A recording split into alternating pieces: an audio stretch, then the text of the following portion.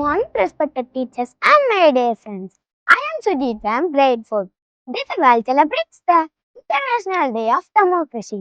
Democracy means that power belongs to the people. They give citizens the right to vote, the right to speak freely, the right to live with equality and justice. In our country, India, democracy is our strength. It allows peoples from different regions, religions, and languages to live together under one constitution. But democracy is not only about elections or government.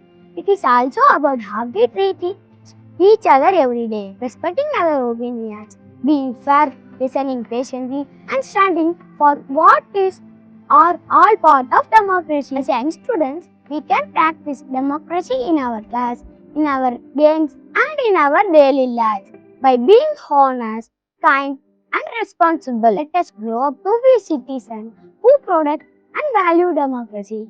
Thank you.